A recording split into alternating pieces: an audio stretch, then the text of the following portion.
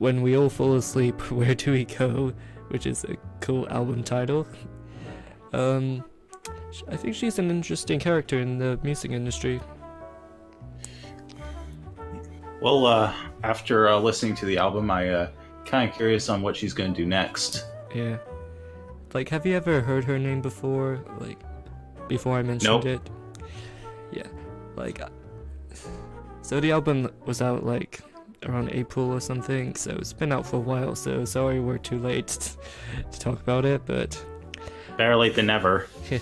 So I did know about her presence in the music industry. Like, I see her and I just think to myself, okay, it's not gonna be for me, like, the music. I can already tell it's not my kind of taste in music. I was expecting like a Halsey or a Melanie Martinez kind of feel. So I don't hate it, it's just not for me. So later on in life, she's popped up in interviews and radios, and she comes out as a funny person. Like, she makes really funny jokes, and she's really likable. Unlike like most celebrities nowadays who just brag and just act like gods, here comes Billie, and she's like the most realistic, relatable person ever. Like, you hear her talk and make jokes, and it reminds you of a friend you've known. She's that human, and that's what I like about her. Why can't more celebrities be like that? I know, you barely get those nowadays. So when she announced an album on the way, I was like, okay, you got me, I'll give it a go. And to my surprise, this is like the best pop album I ever heard in a long time. And I'm not even a fan of pop, but my god. It doesn't even sound like pop, it just feels indie and alternative, but it is classified as pop. And it doesn't feel like a generic pop you normally hear on the radio.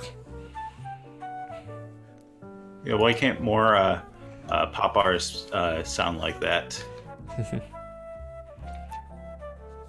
You know, rather than just rehashing the same romance songs over and over again. Yeah, just the basic stuff. You know, talking about doing like a diss track on your ex, or talking about how many girls you're gonna screw overnight. Yeah, Taylor Swift. Wait, is she even still a thing? I don't think so. Like, I haven't heard from her in a while, but my god. When she started doing pop, it's like cancer. That's what happens when you get too big. Yeah. Like, I don't blame her if she doesn't write her own music, but if she does, it's terrible. We are never, ever, ever getting back together. This now is why we you got should get bad blood. This is why you should get test audiences for your songs. Haters you gonna can, hate. Honestly, you should never call someone a hater unless they absolutely deserve the title of a hater. Yeah. Like if someone gives a negative review of something, they're not a hater. They're just a very strict critic. Right. Okay, not all critics are strict, but they are certainly all honest. fair. Yeah. I mean, a hater is basically someone that is just like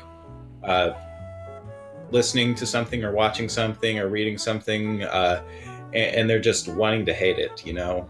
Yeah. I mean, I don't know if that's the exact definition of a hater, but that's what it kind of feels like. It does. And I honestly don't want to be a hater when I'm talking about stuff.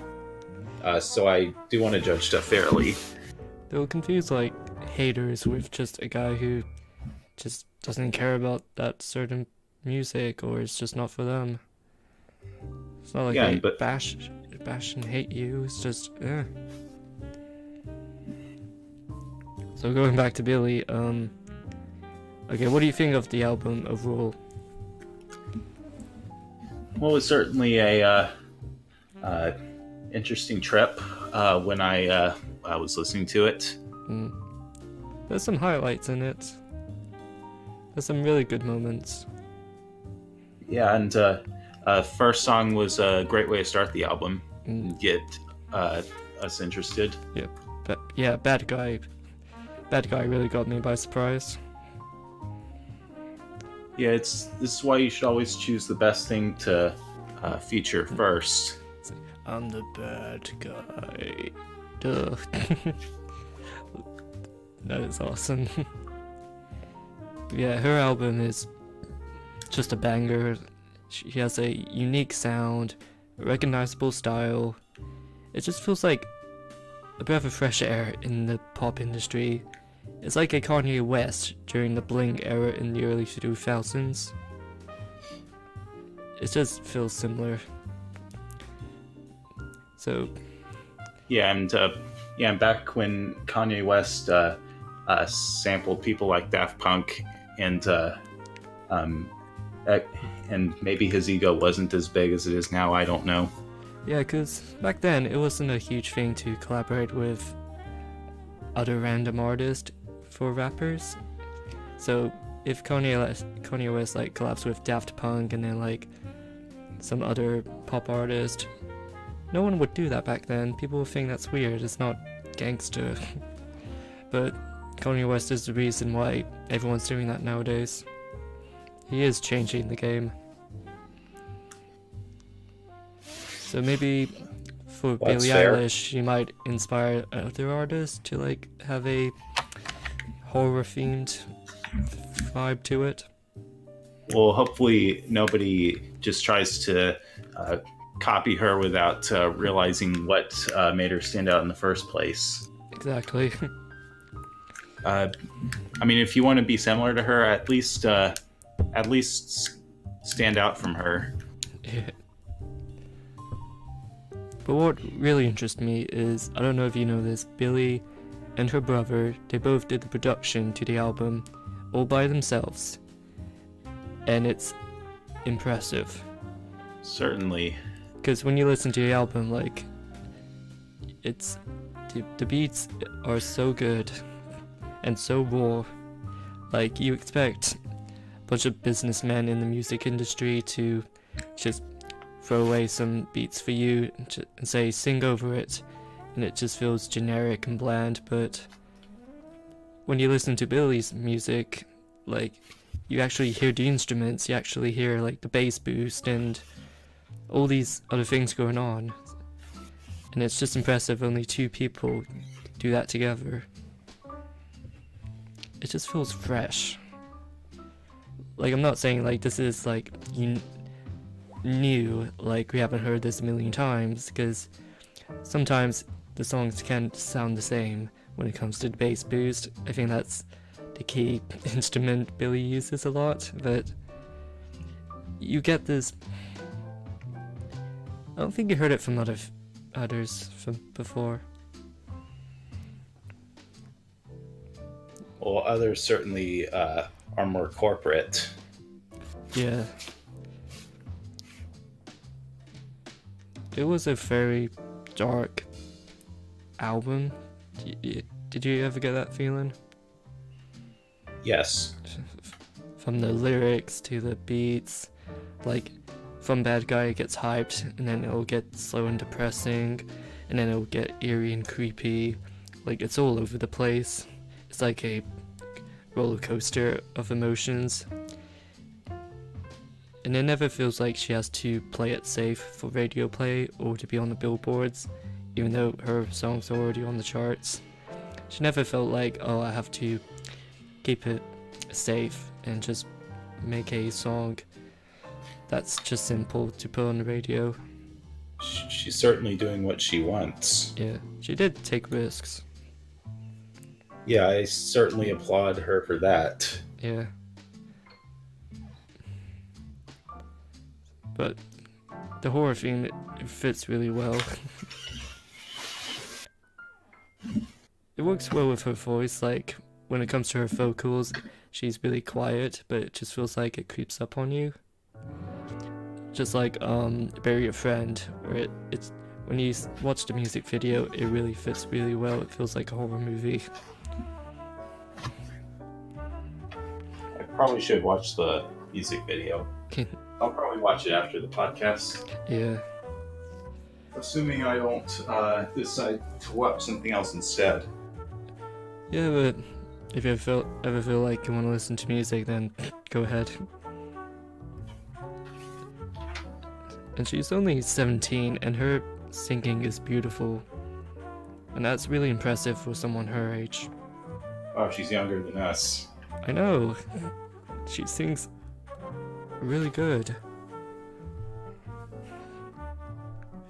So overall, I thought it was very good. It's a nice change in the pop music. I definitely came back to this album. I really like a lot of moments. And for her first studio album, it's a banger. So I am looking forward to whatever it is she's making in the future. If it's gonna live up to the hype or she's gonna do something completely different. So who knows? Well, yeah, we just have to see if it's another horror-related album. Do you have any favorite songs? Well, I kind of want to listen to the album more times before I pick a favorite song. Wait, do you want me to get the track list up? No, that's fine. Okay. So I got 5 favorites. So like the first song, Bad Guy, and then Wish You Were Gay, 8, Bury Your Friend, and Ilo Milo. Those are my favorites. Nice. I recommend it to anyone who wants to get into her music. So now that's out of the way, I should really put like those time codes, you know what YouTubers do, so you can skip to the next thing. I might do that because I feel like people care about Endgame.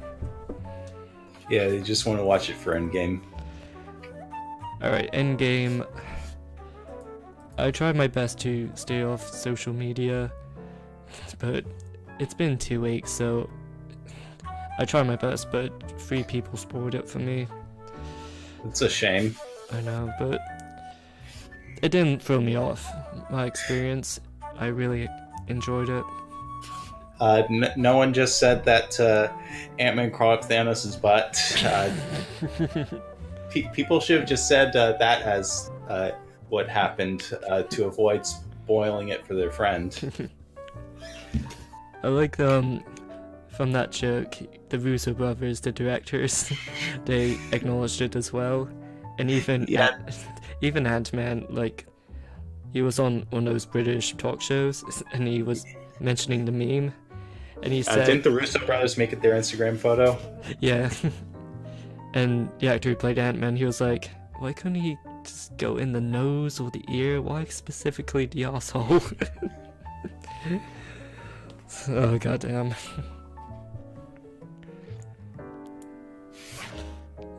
Do you wanna...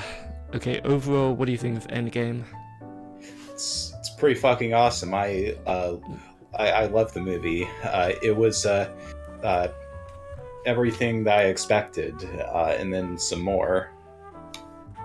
Oh, totally. For the end of the phase, I thought they ended it perfectly. Yeah, it gave some closure to Tony Stark and Captain America. By the way, spoiler alert. Yeah, I need to flash spoiler alerts in the beginning. But it's been like 2 weeks now or something, so... Yeah, hopefully everyone's seen the movie that wanted to see it. Hey. Oh yeah, 2 weeks in, and it's already the second highest grossing film ever. It might beat Avatar. I hope it beats Avatar. It totally deserves to be a higher grossing film than Avatar. Yeah. Avatar is just forgettable. Like, it's only highest grossing film because it was visually appealing at the time, but now it's just boring. I don't even know what happens in the film. And we're all waiting for Avatar 2 to come out.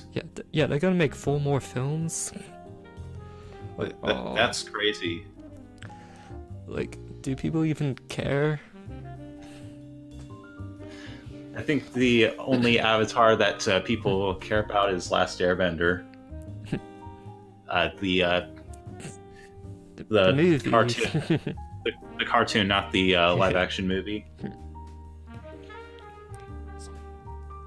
So, I saw Endgame with a friend who is kind of unfamiliar with Marvel. Like, he's seen like one or two, but he never understands the entire lore. Like, when you have to watch a movie, you gotta watch the others to understand it, just for that one little scene. And I haven't seen all of them. I would say I missed 4 or 5, but I kind of still understand it and what's going on. So I didn't see Ant-Man 2 because it's just not my kind of superhero. Oh, you didn't? You should have seen it to understand why Ant-Man was in the quantum realm at the beginning of Endgame. Yeah, but I don't want to watch the entire movie just to get to the ending to understand what's happening in the beginning of Endgame. But Ant-Man Wasp is awesome in its own right. Yeah. It proves that the Ant-Man movies are still the best line of movies that are not Avengers movies. Yeah. Or Guardians movies. But honestly, did I need to watch Captain Marvel to understand what she's doing in Endgame? I don't think so. Nah. We'll get to her later, but Well, maybe if you want to know how Nick Fury met Captain Marvel and how Fury lost his eye. yeah, by a Then, fucking cat. I expected it was from war, but it's from a cat.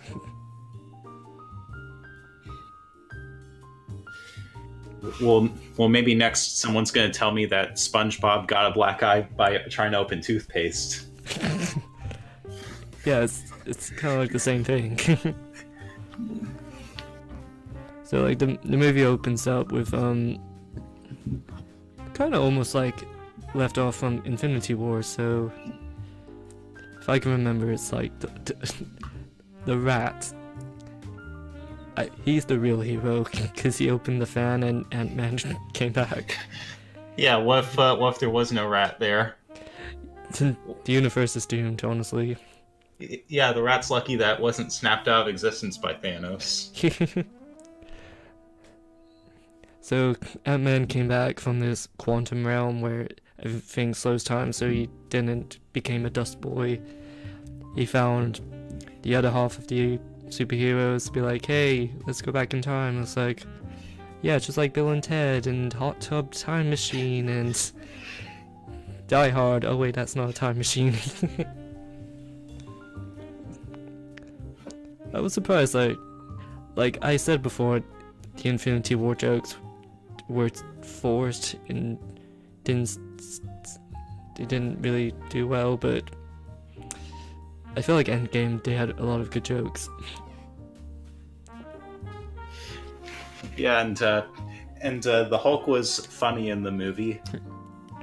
Yeah, that was my problem. I didn't care for Hulk in Infinity War, and I still get the same feeling from Endgame, because he did say, I did like Hulk, the idea for like 5 minutes, and he's saying like, oh, he finally got the best of both worlds from both of them, but you don't get the best of both worlds. You still get the nerdy, clumsy Hulk, and you don't get the brutal, angry Hulk.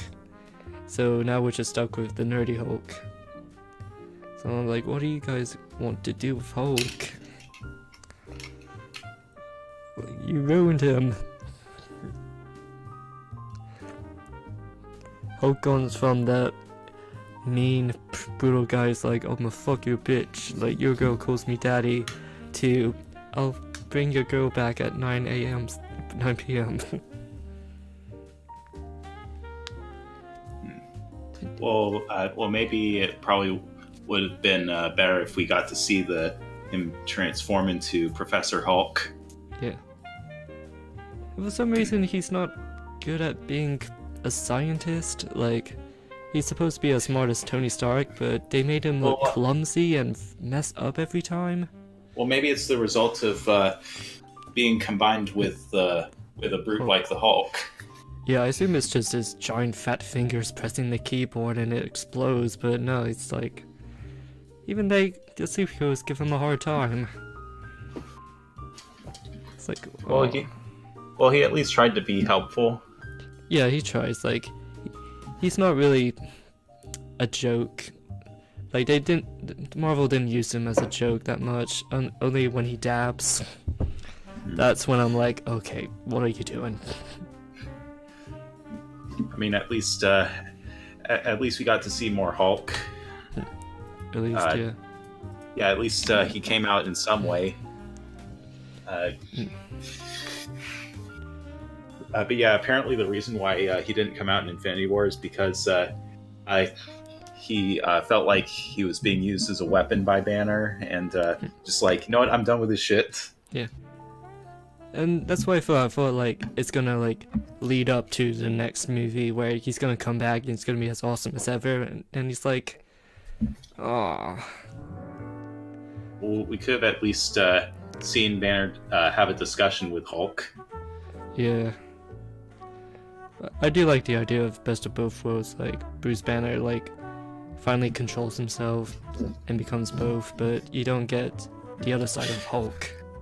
Yeah, we could have at least seen Banner try to make a machine to get the Hulk out, and then we cut to 5 years later, and then we see the results of the machine, and see that Banner has merged himself with the Hulk. Yeah. So what else? Let's go back to Captain Marvel. Okay. I have nothing against Brie Larson. I think she performed that role pretty well. I think she did the best she could. Certainly, she did a damn fine job. Yeah. But the character-wise, too much hate. She gets too much hate. Like, I don't think the hate is deserved. But I don't know why. It's not because she's a woman. Don't hate me. But she's not that interesting. I don't get it. Like, she comes in, she saves Iron Man, okay, that's cool. And then she's like, I must be off.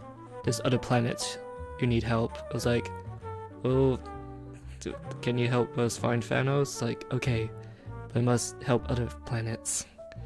Like, she really comes off as a snarky kind of person. Like, they want to do like a Tony Stark kind of snarky, but it just does not work. Yeah, I don't feel any emotions. Why couldn't we have had Shazam instead of Captain Marvel in this movie? Yeah. I mean, they're basically the same character. But Shazam's more funnier.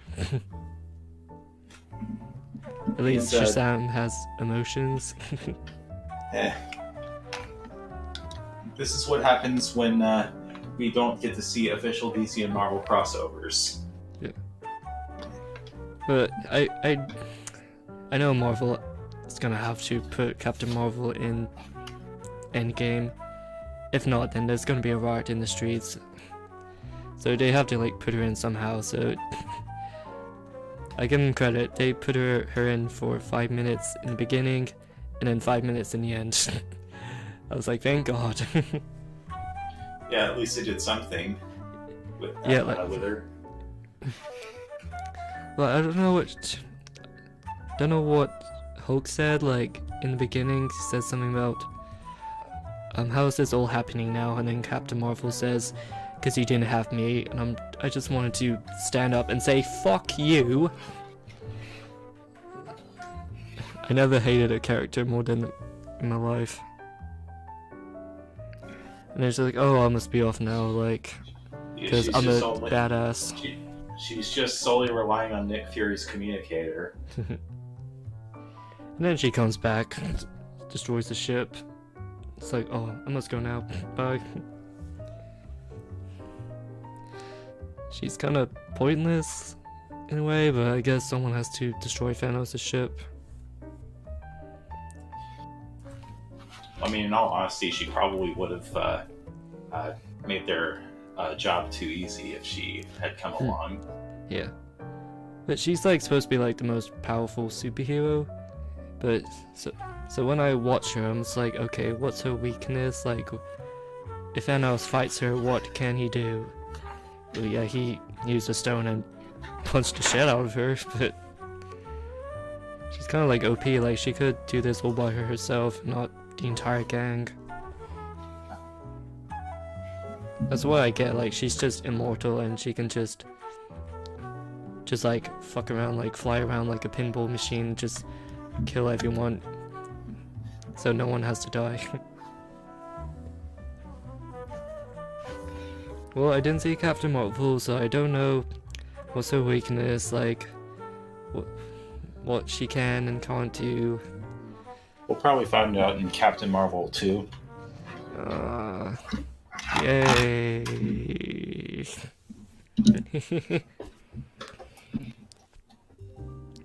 What do you think of Thor? All my friends saying, oh, Thor is the best one. He's the best one in Endgame. He's so cool and so funny. Well, like the first scene where we get to see Thor in 2023, where he's all like, where his hair's like super grown out and his beard's super grown out. And he has a beer belly and and his and he's hanging out inside of his house, and his rock friend is playing Fortnite. Oh, he's calling me an asshole again. Honestly, we need to thank the people who made Thor Ragnarok for making Thor have that personality that he has in these new Marvel movies. Yeah. Well, I was more expecting, like, yeah, I do like the idea that he's just fat and an alcoholic, but I know it's like been 5 years later and he still feels like he failed his mission and it's his fault that everyone died. Well, so he's kind of in like a depressing state. I guess it's hard to get over it if half the universe disappears. Yeah. But like and you didn't go for the head. Yeah. Yeah. And then he did. So that was funny. Yeah. I was shocked that they killed Thanos off that quick. Not 2014 Thanos, the former Thanos. Well, that's how they get you. Yeah. So you that and making up lies in the trailers. Like, it's literally like 5 years and Thanos is just on a farm and doesn't even try to stop them. It's like, oh, I destroyed the stones. Come at me. Well, because he doesn't. Because he knows that they can't reverse the effects, because they don't have the stones, and they did not think of going back in time until Ant-Man came back. Yeah. To me, I wasn't a huge fan of 2014 Thanos that much, because you got the big fight scene, you know, Thanos versus Thor, Captain, and Iron Man, but to him, it's like, he doesn't even know them yet. So it doesn't feel like a fight for revenge. It just feels like, oh, I have to stop you because you apparently stopped me before. But to them, it feels like revenge, but it's not the same Thanos, it's just younger Thanos. That's the vibe I got. I mean, he's still realizing that that if you win, your foes don't forget their losses. Yeah. So he's gonna have to like. So he had to like try to rewrite the universe. Mm. And honestly, it was interesting seeing Thanos actually try and kill the Avengers, rather than just wanted to only get the stones and snap away half the universe. Now he's out for blood. Yeah, all that for a drop of blood. And we get to see him fight Iron Man, Thor, and Captain America all at once. Mm. Which was a pretty nice treat. It was a nice touch, yeah.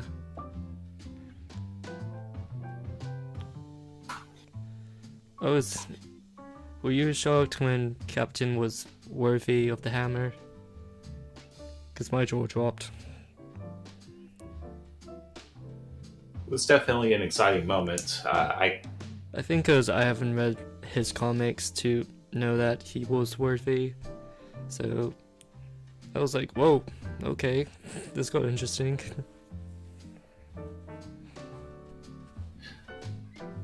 Well, according to some sources, Captain America was like always worthy of Thor's hammer, but he chose not to show it because he didn't want to make Thor jealous. Yeah. Yeah, it was a video that the Marvelous Wave posted yesterday, which he explained it all. So he kind of tried to hold it. Yeah, he basically faked failing to pick up the hammer. But what Captain America didn't realize was that Thor already saw it budge. Yeah.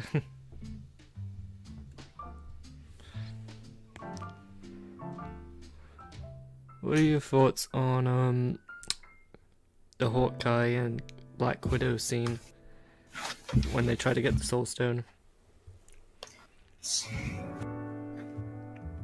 I mean, it's definitely kind of hard to watch one of the Avengers sacrifice themselves. Yeah. Like, I see that, I thought to myself, oh, she will live. Like, it's gonna be a movie. And then she just yeeted off the cliff, and I'm like, wait, what? Whoa, oh. I wanted Hawkeye to die. Come on. Well, Black Widow wasn't gonna let Hawkeye abandon his family. Yeah, they did that because he's a family man, and Black Widow doesn't have a family, but... There are no families in the Soul Dimension. She considers the Avengers family, but she kills herself. She sacrifices her own life for her family. So that was kind of sweet. I was surprised. I didn't expect her to die. I thought she's like the safe character and they'll just keep her on forever. Maybe the Black Widow movie planned is going to be a prequel. Yeah, but you see her die and it's just like, I don't want to see her again. It'll just make me more sad. Like, I do prefer her over Hawkeye, but it's like, I don't want a solo film. It's just gonna be like a secret agent film. Unless they have a superhero for her sidekick. Or they find some weird way to bring Black Widow back. But honestly, what was she gonna do against Thanos? Like, shoot a gun? Like, what's she gonna do? Do a karate kick?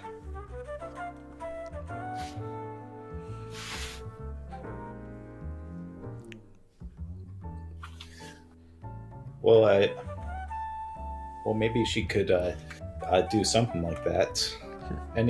Anything would. Yeah, help but is that gonna against do the shit? Final. Is that gonna do shit? A tiny little kick.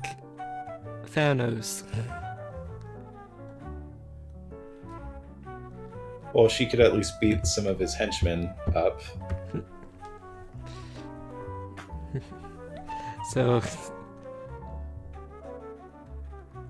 surprisingly, I never cared about Hawkeye, but in Endgame, I actually do care. Surprisingly, in Endgame, like, even the heroes I don't care about, I end up caring, like Ant-Man and then Hawkeye.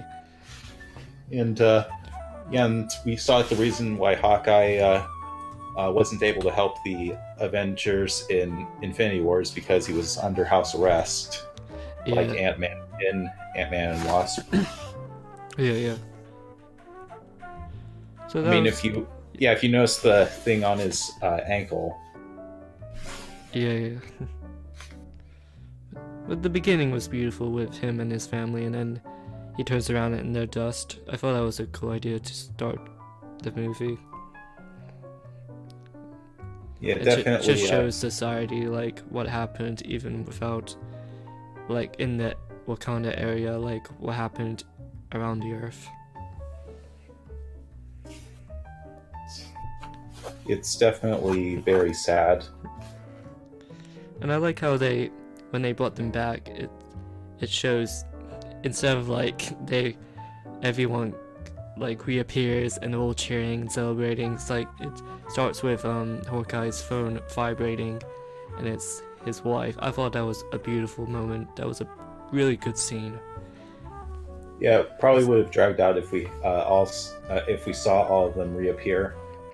J- just imply that they reappeared and get to the final battle.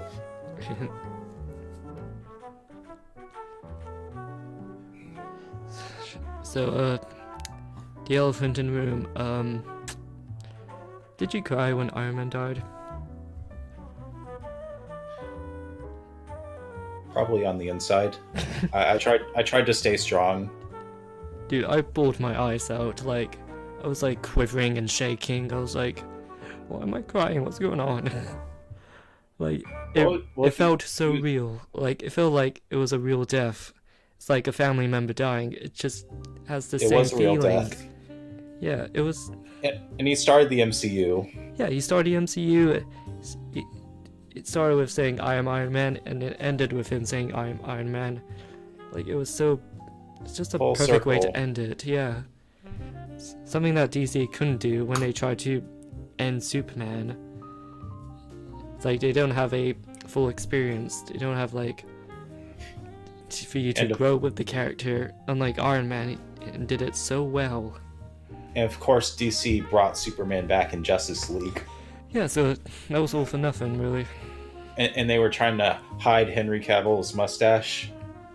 Yeah, But they spent $3 million on the CG to remove it. But it was totally worth him not shaving it because Mission Impossible 6 was awesome. Yeah, better than whatever it is they made. So you know what? Them CGing over him was worth it to make a better film than Justice League Awesome. Yeah. I mean, I still have no opinion on Justice League, nor will I ever have one because I'm not interested in seeing that movie. No. Besides, I mean, they wish that they could be Infinity War or Endgame. They wish. I mean, they have Aquaman and Shazam, so they might be going on the right direction where it shouldn't be a dark series, and it should be lighthearted and fun.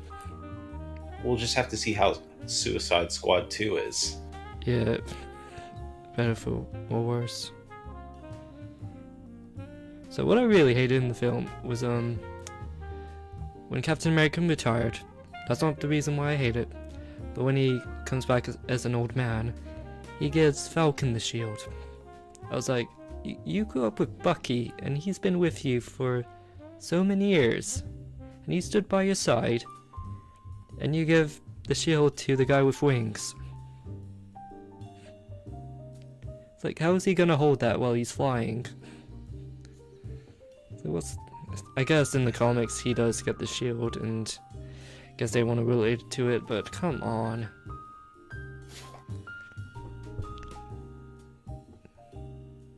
Like, am I right or am I wrong? Like, what are your thoughts? Does Falcon deserve it, or you think Bucky deserves it? I have mixed feelings. I mean, honestly, throughout the Captain America movies, he's developed relationships with both of them pretty well, so it could have been either of them for me. Yeah. Like, Bucky's like the old school friend, and Falcon's like the modern friend for him, so I guess Bucky's just gonna stick with his gun. I don't know. I mean, Bucky has a metal hand. He can stop shields from coming at him. We saw that in Winter Soldier. Yeah. Maybe Captain America thinks that that Bucky can handle himself. I guess they wanted to make Falcon interesting somehow, so like, oh, let's just make him the new captain. Make him Captain Falcon.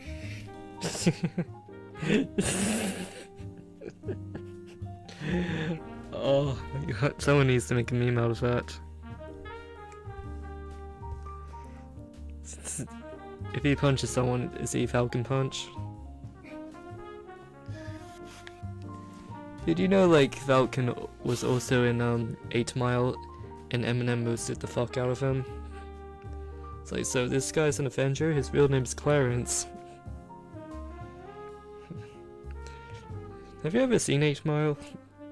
Nope. Oh,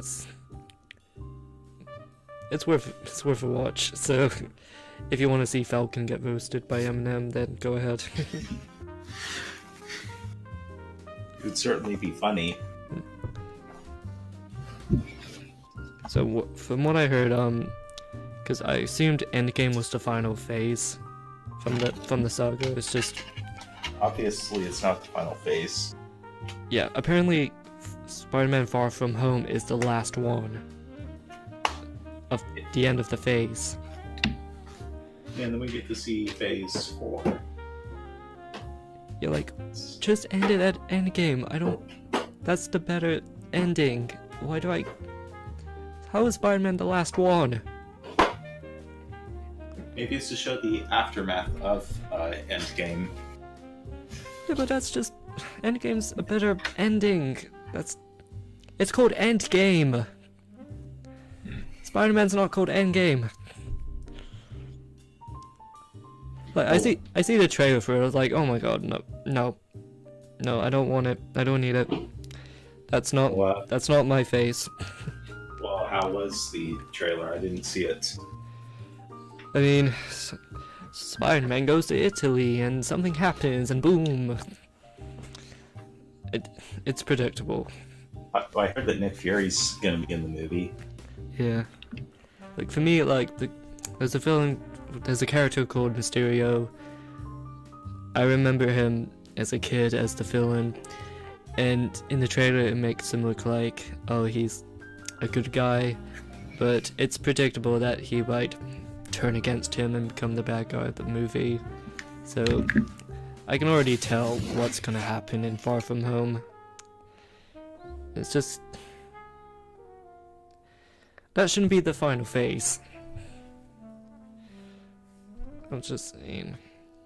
Yeah, it probably should be the beginning of phase 4. Yeah, it really should have. Like, that would be a cool way to start the phase. Not to end it.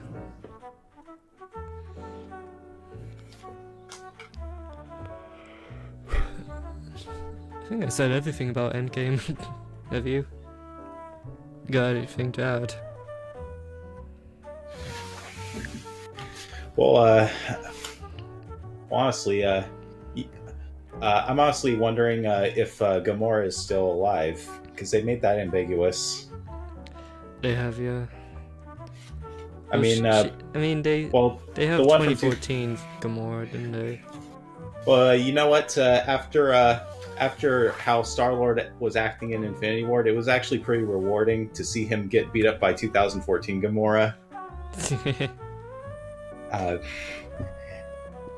And then Nebula jokes that it was either Star-Lord or a tree. Yeah, that was funny. Yeah, and then Gamora obviously does not disappear from the snap. Or at least we don't see her disappear from the snap. Yeah. And Iron Man snap, that is. And also we see that Star-Lord is trying to search for her.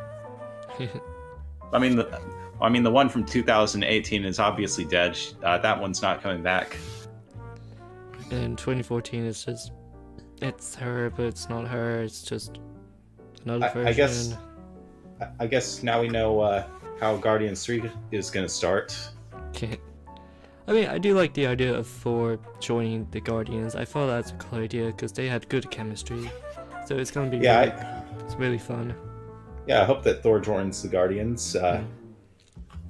And I'm actually kind of liking his friendly rivalry with Star-Lord, where they're arguing on who the captain was. Yeah. That was at least exciting. So that's gonna be interesting. I guess we'll do this. Since we don't have a tier list on us, do you want to rate the 4 Avengers films? If you want. Well, I haven't seen Age of Ultron yet. But Me either. But between okay, how about the 3? Well, the 3 that we have seen, I'd probably rate them. Avengers, the original one would be on the bottom, and then probably Infinity War, and then Endgame. That's pretty good. I mean, honestly, I think that it's sort of built up, to the ultimate final battle. They have, yeah. To me, I honestly hope that Phase 5 can. I mean, Phase 4 can honestly keep the trend going. To me, I would do like number 4, Age of Ultron, but that's just by default because I haven't seen it. 3, The First Avengers, still good. Number 2, Endgame. Number 1, Infinity War. Sorry, I just like Infinity War a bit more. But that's fair. There are some stuff that Infinity War does better. Yeah. And for the flaws I nitpicked in Endgame, it's not because, oh, I don't like this character, so this movie sucks. I mean, it's a 3-hour-long film. There's gonna be flaws. There's gonna be some boring moments. Infinity War honestly had a better Thanos. Yeah. I admit that. I prefer that Thanos than Endgame Thanos. It's just because we have 2014 Thanos, so it's not the same one.